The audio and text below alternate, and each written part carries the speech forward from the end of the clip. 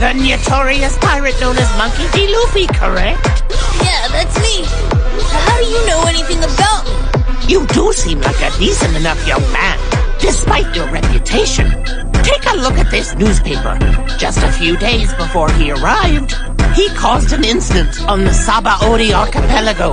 An incident with dire repercussions. Not only did he oppose the celestial dragons, he punched one of them.